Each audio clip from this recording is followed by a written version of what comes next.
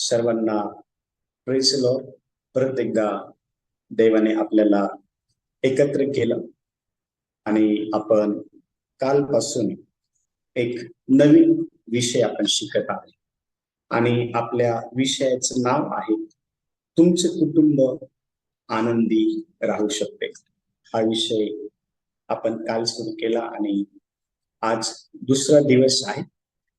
आणि काल आपण पहिलाच मुद्दा लिहिला होता. काल आपण जो पहिला मुद्दा लिहिला होता, परमेश्वराने दिलेली भूमिका स्वीकारा, त्याच्यामध्येच आपण पुढं जे आहे ते लिहिणार आहोत.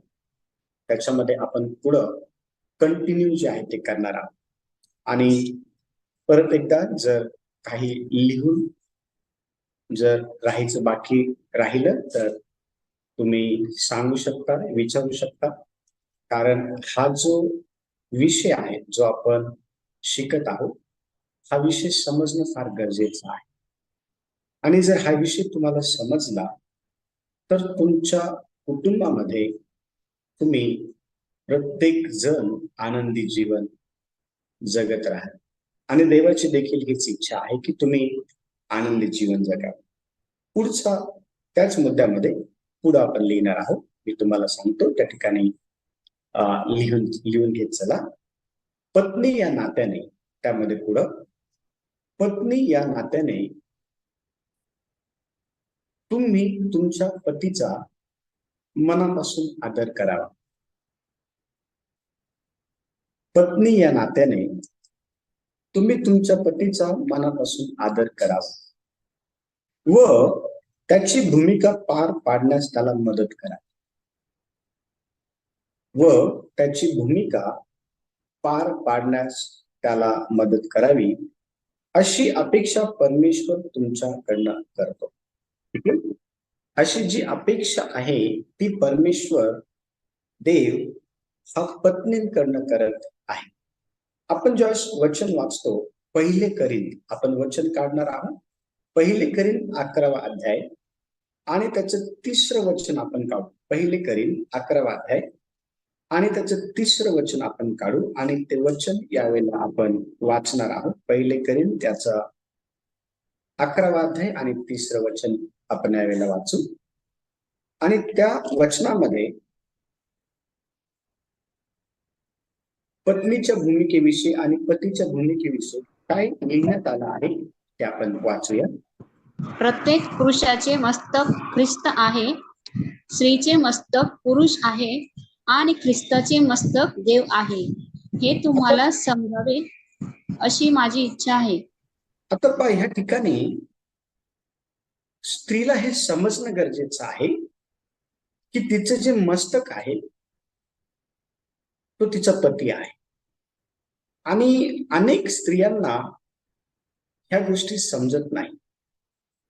आणि म्हणून पवित्र शास्त्र आपण सुरुवातीला जी रूपरेषा पाहिली त्यामध्ये आपण पाहिलं की आपण बायबलची जी तत्व आहे भरोशालायक, त्याच्या आधारावरती आपण आजचा विषय जो आहे तो काय करत आहोत, शिकत आहोत. आणि आपण हे लिहिलं आहे की पत्नीने तिच्या पतीचा मनापासून आदर केला पाहिजे आणि त्याची जी भूमिका आहे ती व्यवस्थितपणे पार पाडण्याकरता त्याने तिला मदत केली पाहिजे, तिने त्याला मदत केली पाहिजे. आणि देवाचं वचन सांगतं की ही जी अपेक्षा आहे ही अपेक्षा परमेश्वर देव एका पत्नीकडनं करत आहे. आपण ज्यावेळेस पहिले करिंथ याचा 11वा अध्याय 3रं वचन वाचतो, त्याच्या ब भागामध्ये असं लिहिलेलं आहे की स्त्रीचं मस्तक पुरुष आहे. आणि म्हणून स्त्रीने पहिली गोष्ट जर काय केली पाहिजे कुटुंबामध्ये राहत असताना ते आहे आपल्या पतीचा मनापासून आदर करणं. आणि दुसरी गोष्ट, जर स्त्रीला आणखीन काय करायची गरज आहे तर ती आहे तिने पतीची भूमिका पार पाडण्याकरता त्याला मदत केली पाहिजे. आणि ह्याच गोष्टी आज बऱ्याच परिवारांमध्ये स्त्रियांना किंवा पत्नींना जे आहे ते माहिती नाही. आणि हे जे वचन आहे त्या वचनच्या सरते शेवटी असं म्हटलेलं आहे की हे तुम्हाला समजावे अशी माझी इच्छा आहे. काय समजलं पाहिजे. आजच्या पती पत्नींना त्यांची जी जबाबदारी आहे, त्यांची जी भूमिका आहे ती त्यांना समजणं फार गरजेचे आहे. आणि ज्या पती पत्नींना त्यांची भूमिका कळते त्या परिवारामध्ये आपण पाहतो की आनंद आहे. त्या परिवारामध्ये खऱ्या अर्थाने आपण पाहतो की एक एक एक प्रेमाचं वातावरण त्या परिवारामध्ये आहे. पण ज्या पती पत्नींना त्यांची भूमिका समजत नाही अशा परिवारामध्ये आपण काय पाहतो तर त्या परिवारामध्ये प्रॉब्लेम्स आहेत, धोके आहेत. त्या परिवारामध्ये अनेक प्रकारच्या समस्या आहेत. आणि देवाची ही मुळीच इच्छा नाहीये की वैवाहिक जीवनामध्ये समस्या असाव्या किंवा प्रॉब्लेम असावे किंवा धोके असावे. ही मुळीच देवाची इच्छा नाहीये. ज्यावेळेला आपण इफिसकराचं पत्र 5वा अध्याय आणि त्याचं जे 33 वचन आहे, इफिसकराचं पत्र 5वा अध्याय आपण काढू यावेळेला आणि त्याचं जे 33 वचन आहे हे वचन लिहून घ्या. तुमच्या पवित्र शास्त्रामध्ये जेव्हा तुम्ही वचन वाचतात त्यावेळेला ते वचन तुम्ही तुमच्या नोट्स मध्ये लिहत चला. पहिले करीन 11वा अध्याय 3रं वचन आणि इफिसकराचं पत्र याचा 5वा अध्याय आणि 33 वचन आपण काढू आणि यावेळेला आपण ते वाचणार आहोत. जर कुणाला भेटला असेल ते वाचण्यासाठी मदत करा. तथापि तुमच्यापैकी प्रत्येकाने जशी स्वतःवर तशी आपल्या पत्नीवर प्रीती करावी आणि पत्नीने आपल्या पतीची दीड राखावी. आता ह्या ठिकाणी आपण पाहतो की अतिशय स्पष्टपणे परमेश्वर देवाने ह्या ठिकाणी पतीला काही गोष्टी करण्यासाठी सांगितलेल्या आहेत. आणि वचनामध्ये असं म्हटलेलं आहे की तुमच्यापैकी प्रत्येकाने जशी स्वतःवर तशी आपल्या पत्नीवर प्रीती करावी. आपण पुढं काही भाग लिहिणार आहोत आणि मग हा जो मुद्दा आहे तो आपण समजून घेणार आहोत. पती काही निर्णय तुम्ही लिहू शकता. पती काही निर्णय घेतो. पती काही निर्णय घेतो तेव्हा त्याच्या पाठीशी उभे राहा. परत एकदा सांगतो, लिहून घ्या. पती काही निर्णय घेतो तेव्हा त्याच्या पाठीशी उभं राहा आणि कुरकुर न करता त्याला पूर्ण सहकार्य करा. कुरकुर न करता त्याला पूर्ण सहकार्य करा. कलसेकराचं पत्र कलसे अध्याय 3 आणि वचन 18 आपण वाचूया. आणि त्यामध्ये असं लिहिण्यात आलेलं आहे, स्त्रियांनो जसे प्रभूमध्ये उचित आहे त्याप्रमाणे तुम्ही आपापल्या पतीच्या अधीन असा. आता अधीन असणं म्हणजे काय माहितीये का? वचन ह्या ठिकाणी सांगत आहे अधीन असण्याचा जो अर्थ आहे तो आहे की आपला पती जर काही निर्णय घेत आहे तर त्याकरता पत्नीने त्याच्या पाठीशी कुठल्याही प्रकारे कुरकुर न करता उभं राहून त्याला सहकार्य करणं म्हणजे अधीनतेत राहणं. लक्षात घ्या. परंतु आपण पाहतो की अनेक कुटुंबांमध्ये पतीच्या द्वारे निर्णय घेतले जातात परंतु त्या निर्णयाला पत्नी सपोर्ट करत नाही किंवा त्या निर्णयाच्या मागे जे आहे एक सहकारिणी म्हणून उभं राहत नाही. आणि मग अशा वेळेला हे जे चित्र आहे हे चित्र अधीनतेचं नाहीये. हे जे चित्र आहे हे चित्र संबिषणचं नाहीये. आणि परमेश्वराची इच्छा ह्या ठिकाणी असं म्हणत आहे की तुम्ही आपल्या पतीच्या अधीनतेमध्ये राहा. कोणत्या भागामध्ये? मग तो जर काही निर्णय घेत असेल तर तो निर्णय घेत असताना तुम्ही पत्नी या नात्याने त्याच्या पाठीमाग उभं राहणं गरजेचं आहे. आणि ज्यावेळेस तुम्ही उभं राहतात त्यावेळेला बिना कुरकुर केल्याच उभं राहायला पाहिजे.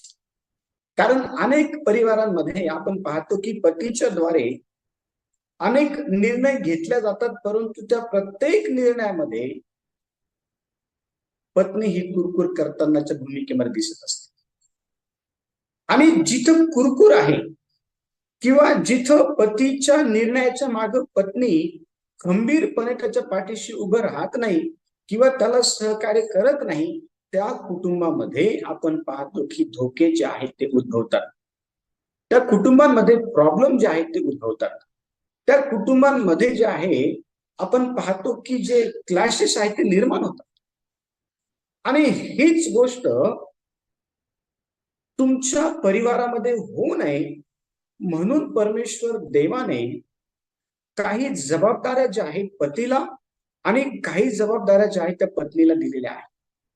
आणि दोघांनीही ज्यावेळेला एकमेकांच्या जबाबदारीला समजून उमजून एकमेकांकरता ज्यावेळेस उभं राहतात बिना कुरकुर केल्याचं, त्यावेळेला त्या कुटुंबामध्ये आनंद जो आहे तो येत असतो. त्या कुटुंबामध्ये आनंद जो आहे तो येत असतो. आणि म्हणून तुमच्या कुटुंबामध्ये तुम्हाला आनंद आणण्यासाठी काही गोष्टी तुम्हाला करणं फार गरजेचं आहे. त्यामध्ये पहिली गोष्ट ही आहे की पतीच्या निर्णयामध्ये तुम्ही जे आहे एक सहकारिणी म्हणून मदत केली पाहिजे. आणि मदत करत असताना कुठल्याही प्रकारची कुरकुर हा प्रकार पत्नीमध्ये नसावा. पुढे आपण लिहिणार आहोत, असे केल्यास, वचन लिहा कलसे 3:18, त्याच्या पुढे लिहा, असे केल्यास तुम्ही तुमच्या पतीच्या, असे केल्यास तुम्ही तुमच्या पतीच्या आणि परमेश्वराच्या नजरेत मौल्यवान व्हाल.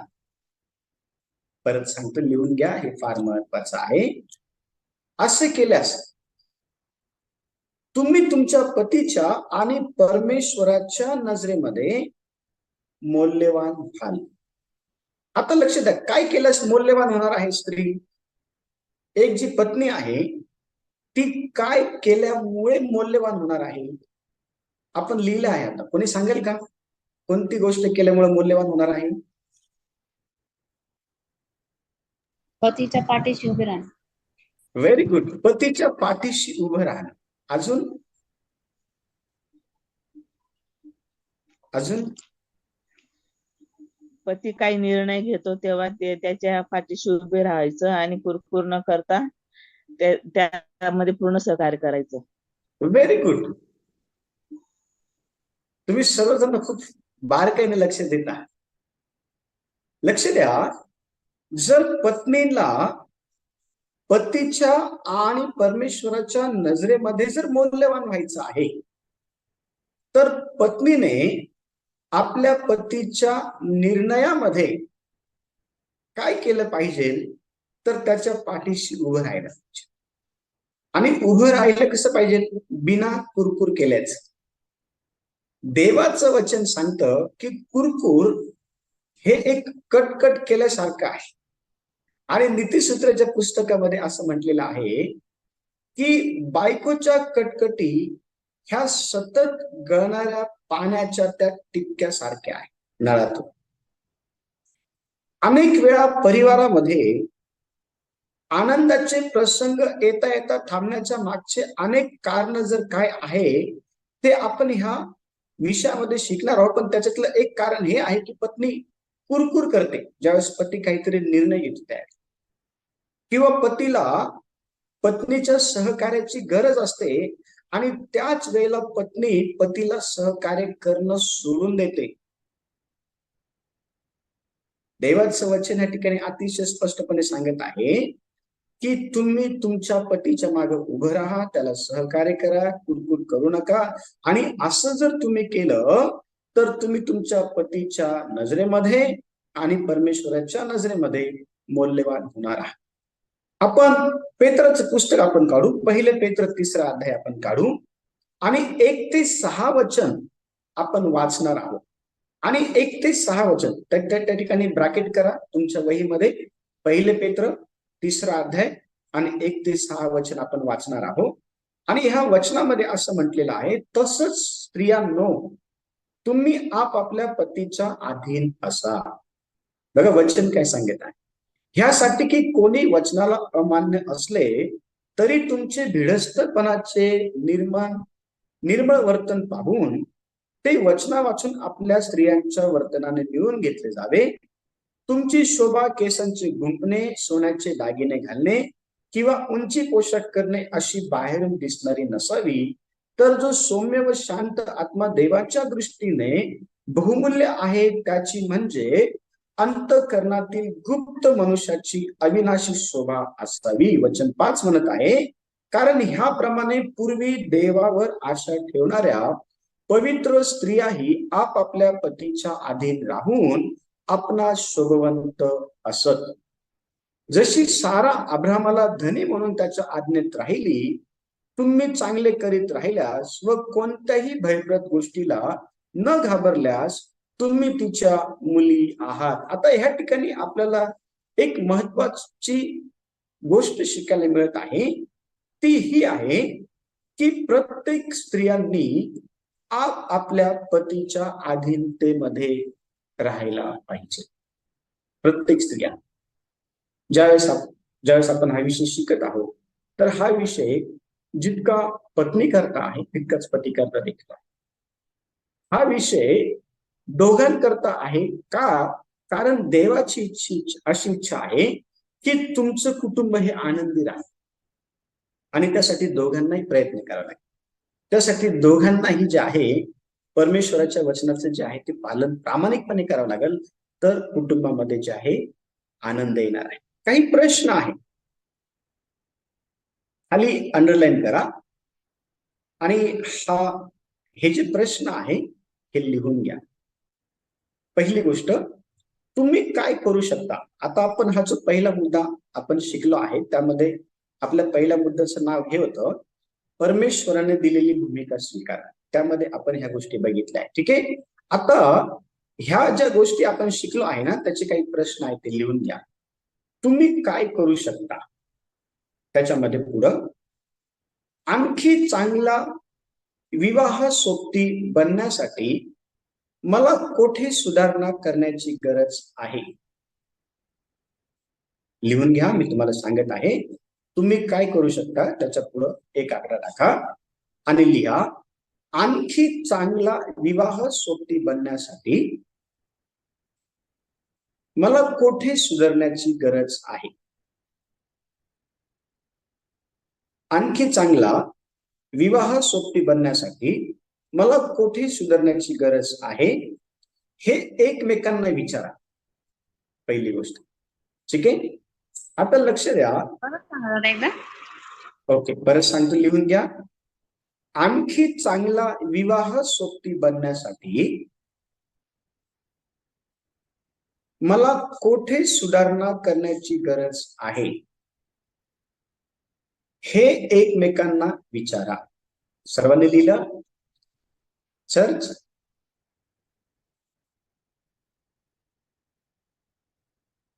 हो.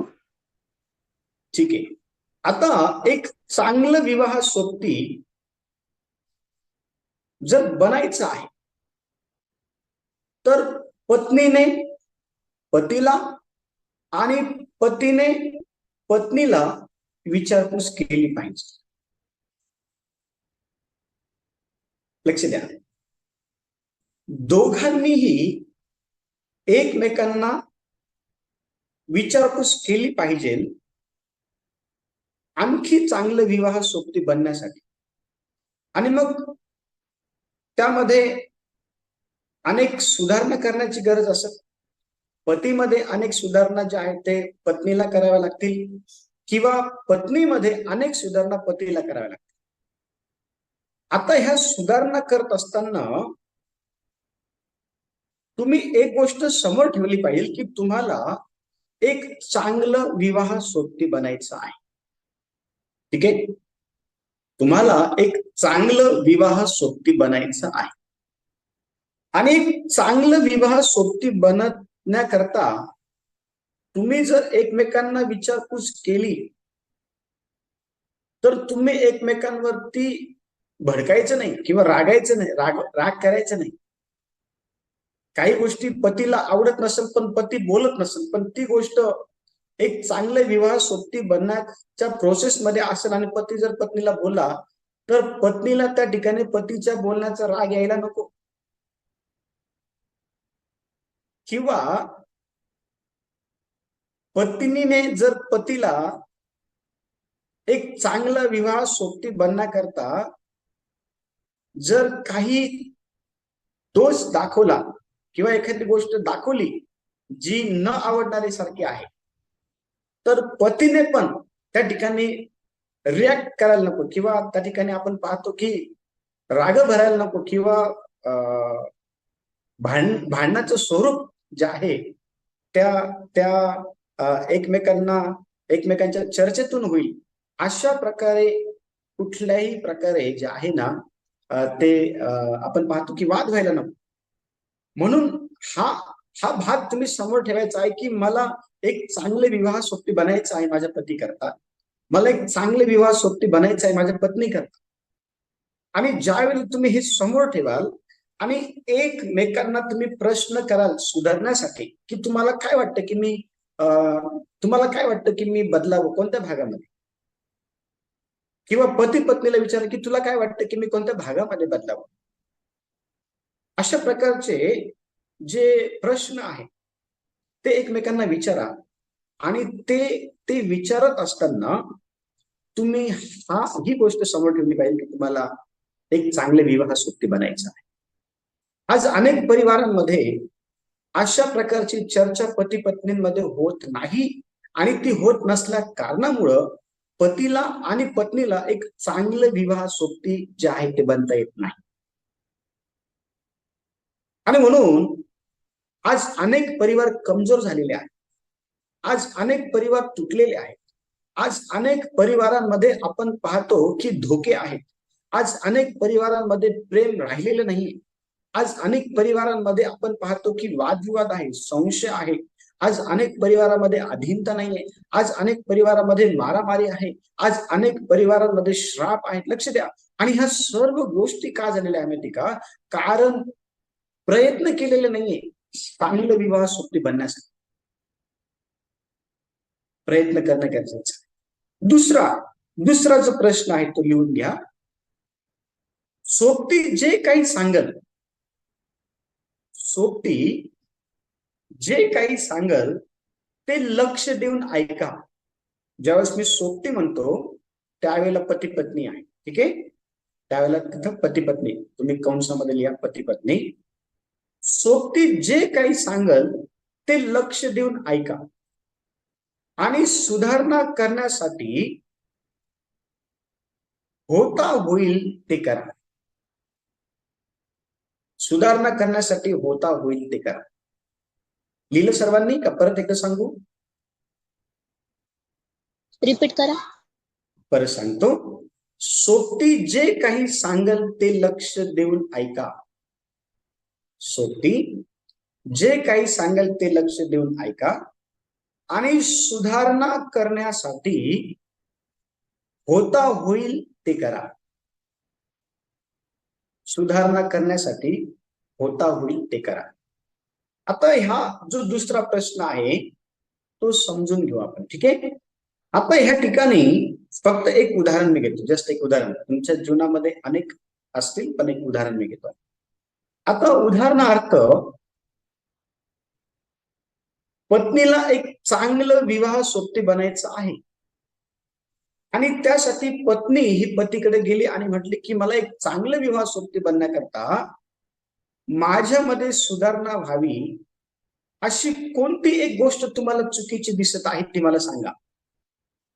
आणि पती खुश झाला आणि पती म्हटला की ठीक आहे मी सांगतो तुला, जर तुला चांगले विवाह सोबती बनायचं आहे तर मी तुला सांगतो.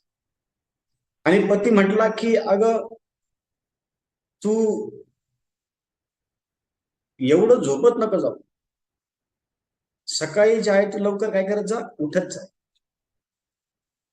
आता ही गोष्ट चांगले विवाह सोबती बनण्याकरता पत्नीने पतीला विचारलं आणि पतीने पतीला सांगितलं. आता इथं आपण असं लिहिलेलं आहे की सुधारणा करण्यासाठी होता होईल ते करा.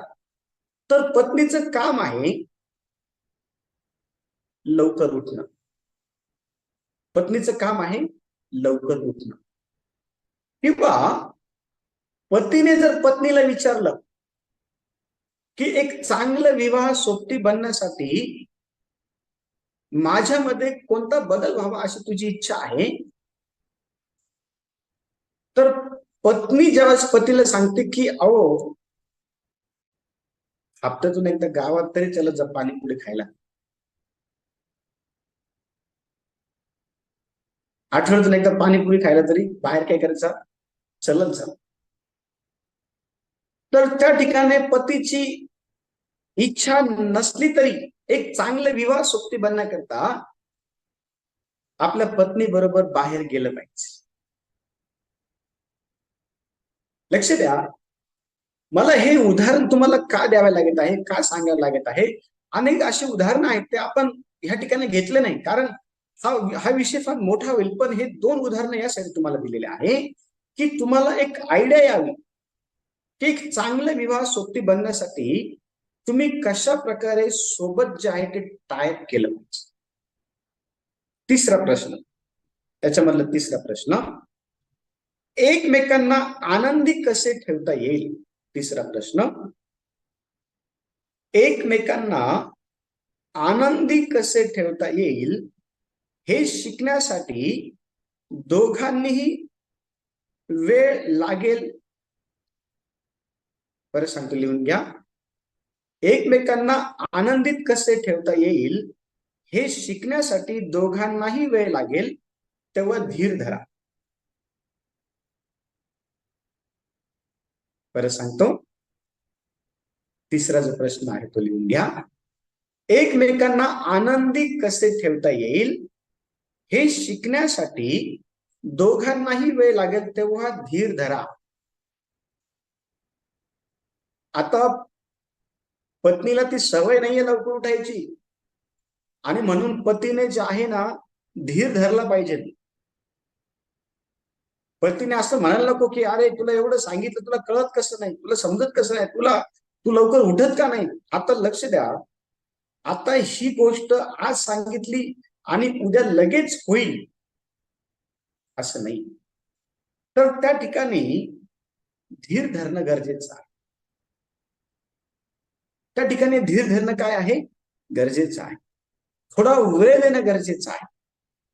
आणि हे करत असताना तुम्ही एक गोष्ट लक्षात ठेवली पाहिजे, ती ही की तुम्ही एकमेकांना आनंदी करत आहात. तुम्ही एकमेकांना आनंदित ठेवण्यासाठी हे करत आहात. लक्ष द्या, आता एकमेकांना आनंदित ठेवण्यासाठी जर तुम्ही हे करत आहात तर त्यामध्ये तुमच्यात धीर असणं गरजेचं आहे. तुमच्यामध्ये धीर असणं गरजेचं आहे. लक्ष द्या, आणि ज्यावेळेस तुम्ही धीर ठेवता त्यावेळेला तुमचा जो वैवाहिक पार्टनर आहे, तुमचा जो वैवाहिक साथीदार आहे, तो बदलण्याकरता वाटेल ते करत असतो. लक्ष द्या, आणि म्हणून वैवाहिक जीवन जगत असताना हे एकतर्फी जीवन नाहीये, किंवा हे एकानेच निभवण्याचा भाग नाहीये. तर दोघांनीही त्या ठिकाणी प्रयत्नशील असणे गरजेचं आहे. दोघांनी त्या ठिकाणी प्रयत्नशील असणे गरजेचं आहे. आणि म्हणून पत्नीने पतीच्या अधीनतेमध्ये राहायला पाहिजे. पत्नीने पतीच्या निर्णयाला पाठिंबा दिला पाहिजे. कुठल्याही प्रकारची कुरकुर न करता पत्नीने पतीला सहकार्य केलं पाहिजे. आणि ह्या सर्व गोष्टी करत असताना तुम्ही एक गोष्ट लक्षात ठेवली पाहिजे, ती ही की तुम्ही तुमच्या साथीदाराला आनंदी ठेवण्यासाठी हे करता. तुम्ही तुमच्या परिवारामध्ये आनंद येण्यासाठी हे करता. तुमच्या वैवाहिक जीवनातले जे धोके आहेत, समस्या आहेत, प्रॉब्लेम्स आहेत, ते निघून जाण्यासाठी तुम्ही हे करत आहात. आणि म्हणून तुम्ही दोघांनीही एकमेकांच्या सहकार्याने जे आहे ते परिवार जे आहे तो आनंदी ठेवणं गरजेचं आहे. आणि हीच देवाची देखील अपेक्षा आहे. जर पत्नींनो तुम्हाला आपल्या पतीच्या आणि देवाच्या दृष्टीमध्ये मूल्यवान व्हायचं आहे तर ह्या सर्व गोष्टी करणं गरजेचं आहे. देवा या वचनाच्या द्वारे सर्वांना आशीर्वाद देऊ. पुढच्या भागामध्ये आपण शिकणार